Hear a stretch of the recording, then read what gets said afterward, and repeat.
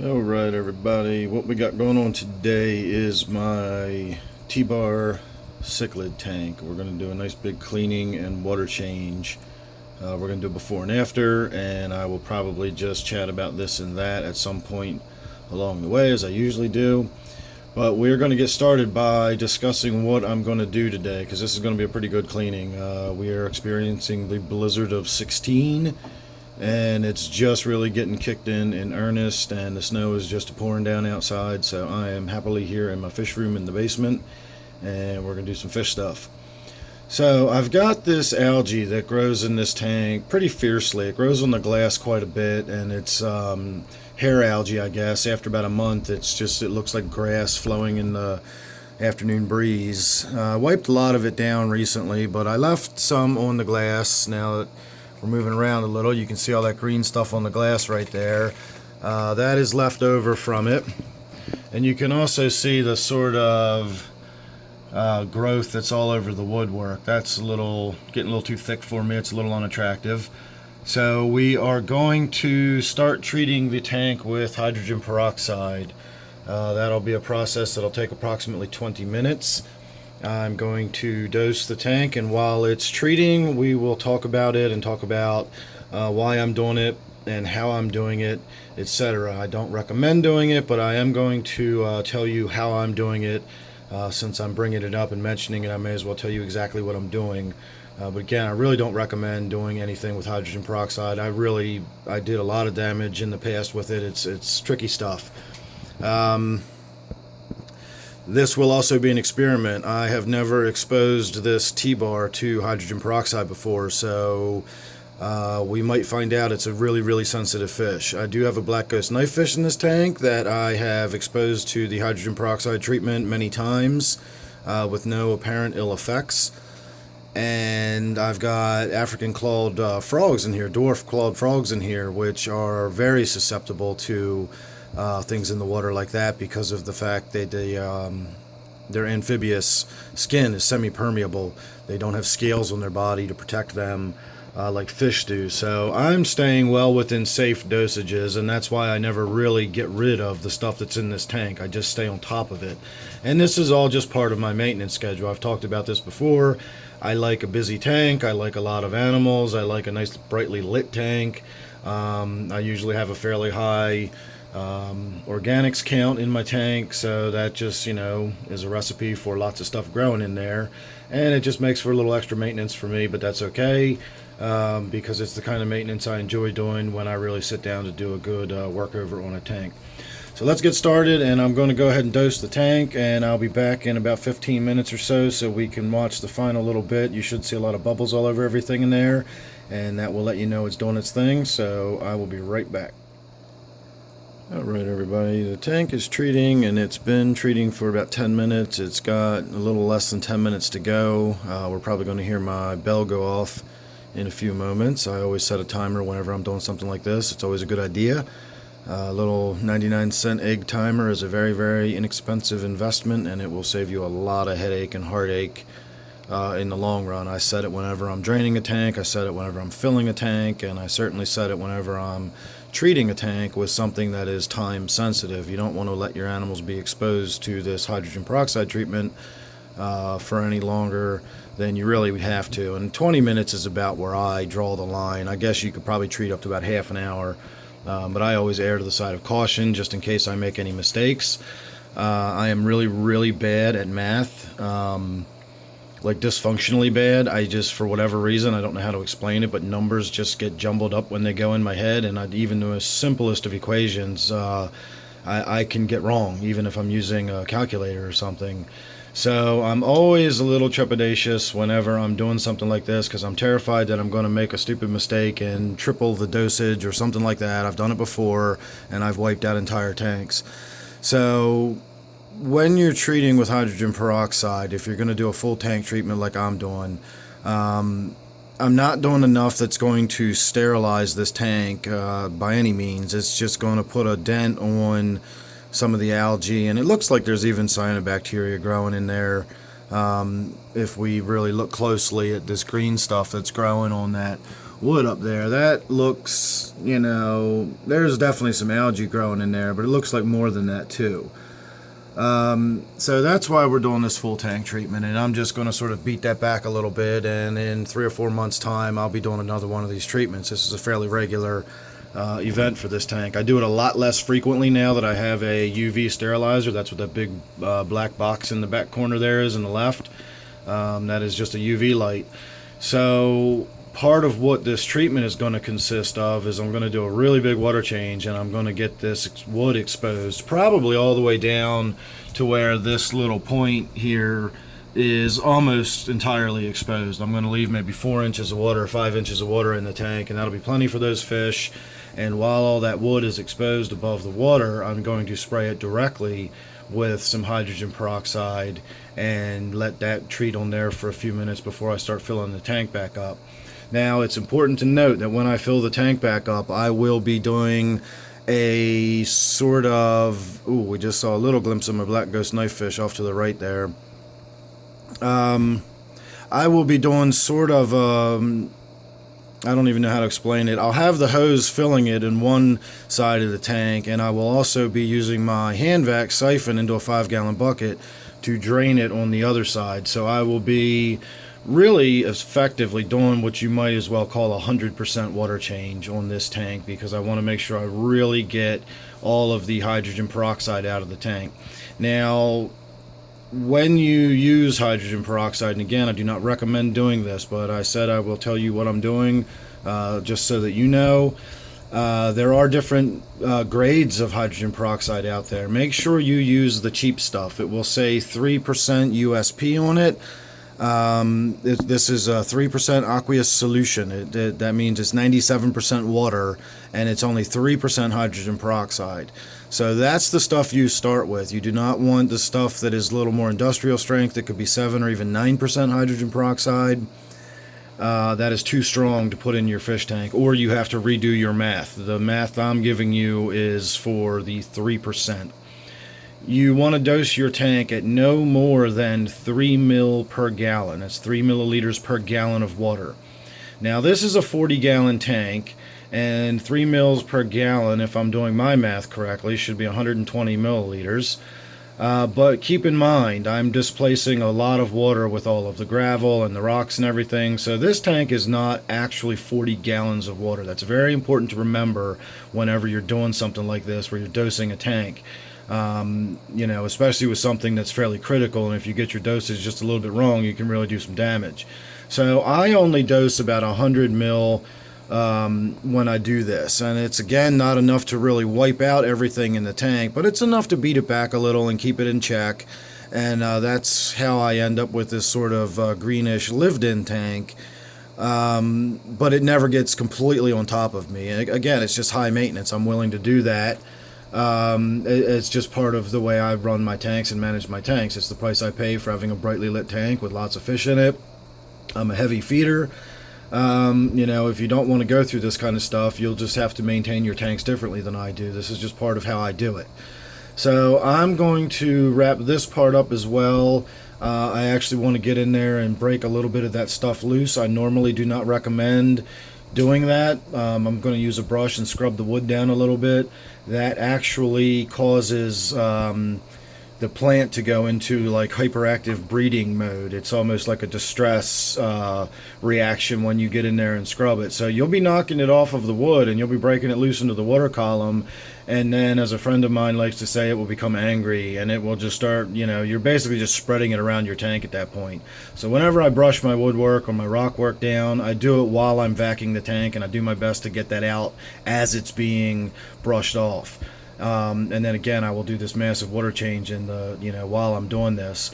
The other thing I will note is the tank is being treated for hydrogen peroxide right now, so anything I'm knocking off and knocking loose into the water column is also being knocked loose into the water column that's got an oxidizer in it that's going to be killing these single-celled organisms. And I do have a UV sterilizer running, so anything that gets knocked loose into the water column also will go through that eventually and hopefully kill it off. So I got a lot of stuff going on in the tank. You know, when I do these big maintenance things, it's not a simple water change. I got a lot of stuff going on here today. So I'm going to get started on the next part of it, and we will talk a little bit more in the next segment about what is happening to my fish while they're being exposed to this hydrogen peroxide, because doing this is not without its costs. So let me get started on the next part, and we will continue the video in a few minutes. Alright, I just want to do this little part while we're in progress here. Right now I've got my hand gravel vac pouring water out into this bucket, while my main vac is actually putting back in. I've got that connected to my sink in the other room. I've got hydrogen peroxide sprayed on all of the exposed surfaces in there. Well, not all of the exposed surfaces. That would be a lot of hydrogen peroxide to spray in there, because you have to remember I've already added some. So what I was spraying, you can see I got one of my frogs back there actually. What I sprayed in there added to what was already in the tank. So that's why I'm doing what I'm doing now. I want the water level to stay low, so the hydrogen peroxide that's on the exposed surfaces has time to work, but I want them to start getting some fresh water in there as soon as possible. So that's why I'm feeding fresh water back in right now while we're pulling some of the old water out that has hydrogen peroxide in it. Now normally I would be standing here with a scoop and I would be running back and forth to the bathroom and keeping that 5-gallon bucket fairly empty, and I could let this process continue indefinitely. And I usually do that until I feel confident that I've let everything had time to work, I've got nice fresh water in the tank, and then I can, you know, let the tank actually fill up proper. So that's what I'm doing right now. I need to get on it before this bucket tops off, but I did make a very big mistake in the first part, and then I went right on top of that and made a second mistake. So once we get the tank filling up and I've got a little time to chat again, we're all going to have a learning opportunity. It's very easy to do dumb things when you're trying to shoot video and clean tanks and dose with chemicals and so on and so forth. So sit tight, let me get started on the next part, and I'll be right back. Alright, we are now letting the tank fill back up. You can see bubbles rising off of everything. I did add that big ugly rock right there in the middle. It really stands out like a sore thumb. I know that it won't in time. Sorry, I'm a little out of breath. I just came back from dumping buckets of water, and I want to do this before I run out of time as the tank fills, because I still want to do it before and after at the end of all this. So we can talk about that rock later. It's just in there to give my black ghost knife fish a little more room to move around. Some changes might be happening soon or something, I don't know, because I really don't like that rock in there, but he needs more room, and so we'll get to that later in another video. In the meantime, try to ignore that big rock in the middle of the tank that stands out like a sore thumb. What did I do that was such a mistake? One of the things I should have made very clear in the beginning segment of this video: when you're dosing your tank with hydrogen peroxide, it kills single-celled organisms. Your nitrifying bacteria is microscopic organisms, single-celled organisms, so that kills them off fairly rapidly and easily. I will get into what it does to your fish in a moment. Hopefully I'll have time before the tank fills. It's really important for you to take your biomedia out or turn your filter off before you get started. You still want some kind of circulation in the tank, so it's important to leave your filter on, or a big powerful power head. You want that stuff to circulate through the tank freely and come in contact with everything in there. I did not take my biosponges out, and I just left my filter running when I treated it. So I was also treating my biofilters with hydrogen peroxide that whole time. Now I did turn the filter off fairly early on because I realized this, and I thought, oh damn, you know, now at least I'll be able to mention that in the next part. And that's where I made another mistake. It was probably a full 5 minutes later before I realized that those biofilters were still sitting in the filter cartridges, you know, still had water in them, and they were still wet with the hydrogen peroxide water. So it was still in there working its, you know, magic on my biomedia. So I went in there and I pulled them out. I took them in the other room and rinsed them off, and they were kind of gungy anyway, so they needed to be sort of rinsed out. So hopefully it didn't do too much damage, and the very fact that I caught that and realized I've done that means I'm going to be keeping a very close eye on this tank, which I would have done anyway. I would have gotten to that at some point. Whenever you do any kind of work on a tank, especially to this magnitude, you should really pay attention to your tank parameters thereafter for a little while. So what happens to your fish when they're being exposed to this hydrogen peroxide treatment? They are experiencing some minor damage. The reason a single-celled organism dies is because it's got a single cell, and when it gets exposed to the hydrogen peroxide, it kills it. The gills in your fish that are chiefly the cells that are being damaged by the hydrogen peroxide that's in your tank, or if you let ammonia build up in your tank or nitrites that build up in your tank, it's the gills that are being affected by this. It'd be the equivalent of the mucous membranes in a human. And so cellular damage is occurring when it's being exposed to these low levels of hydrogen peroxide, but there's hundreds and hundreds of millions of cells in the gills of the fish. They're not single-celled organisms, so a little bit of exposure does not wipe them out. It does some minor damage, and then the fish are able to recover from that, provided it's only very minor damage. I could liken this to if you've ever cleaned your bathroom and you've used bleach. If you can smell the bleach smell in the air, you're doing damage to your sinuses and your mucous membranes and your lungs and your throat, your voice box. Anything that bleach is passing over is being burned by that bleach. It's being oxidized. If you get to the point where your eyes are a little watery and your nose is running, you're doing a lot of damage at that point. And you might have a scratchy raw throat for a day or so, but you recover from it and you heal. It's not the end of the world. It's just, and so that's a fairly large exposure if you're actually suffering like that. And we've probably all done it. I know I have. So when I'm dosing like this, I'm not even dosing to the point where the fish are exhibiting unusual behavior. So I know they're not even being irritated by the low levels of hydrogen peroxide that are in the water. So that's why I'm able to do this so safely. I've gotten, again, some very sensitive fish in here, some very sensitive amphibians, and I've never had any issues with them. I've never even noticed them acting abnormally when I've done this process. I'm just very careful about it. Again, today I was more focused on trying to get these video segments uploaded in some kind of tangible order that I'd be able to put them together later, and that's all it takes, getting distracted by something, and you will do something like leave your biomedia in while you're treating with hydrogen peroxide. I'm not kidding, that's why I have the timer in the other room. It should be going off any time now. I'm pretty good at setting it for about when the tank should be full.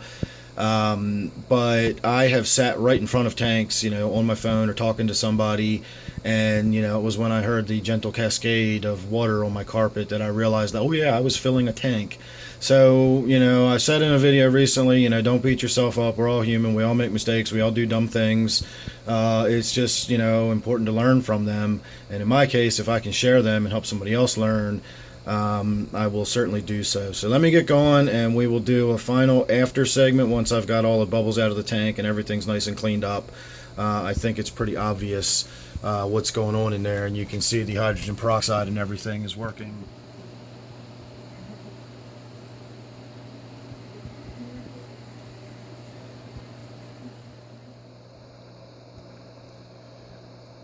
Alright, and that's your after, everybody. Now, I do have to admit, I changed out the lighting somewhat. I had two fixtures on top. They were 3-foot fixtures, but they only had a 2-foot T8 bulb in it. So I went ahead and removed one of them, and I replaced it with a 3-foot twin tube T5 unit, and it contains two tubes. One is a Color Max tube. It's a very odd spectrum. I'm not even going to try to explain that. And then the other one is a 6700K color spectrum or color temperature. So I'm going to shoot a video soon and talk about color temperature and light bulbs and things like that in your tank. I've got a aquarium lighting playlist I'm going to start working on here pretty soon. But I did add new lighting to the tank, which is why it's so much more bright and beautiful in there. My plants are going to start recovering. They were really suffering from the very, very dim lighting that I had on this tank at the time. And I also added some floating plants. I pirated some water sprite out of my angelfish tank and put it in there, and it's going to float around until it sort of finds its happy place in the tank where the current pushes it and stays. That will grow rapidly in the tank with all this light, and hopefully it will look nice. I have not yet seen my black ghost knifefish, and before I started shooting this final segment, I did have a good look around and make sure my T-bar is okay, because as I mentioned, I've never exposed him to the hydrogen peroxide before. He is okay. He's in the back. He's sort of in the angle between where the heater is and the UV filter, and he's totally freaked out. All this light in the tank all of a sudden is not making him happy. He has sort of a nest in the back left-hand corner underneath of where the filter is. He's excavated quite an area that his house. So all of this light now shining down on him is a bit much for him. So he'll get used to it and calm down, and he'll come out, and we'll get to see some really bright, beautiful colors on him now that there's some more proper lighting in this tank. So that was my video. I hope we all learned some lessons about how easy it is to make mistakes. I also hope we all learned some lessons about not beating ourselves up, because we're human and we all make mistakes. Today, no mistakes were made that really cost me anything, so that's good. Those are the kind of mistakes I like. I learned a lesson from it, and it did not cost me any pain and suffering or lost fish. So thanks for watching. Please subscribe if you're not already. Please like my videos and share them with all your friends. I really appreciate it if you do. And again, thanks for watching this one. I'll see you real soon.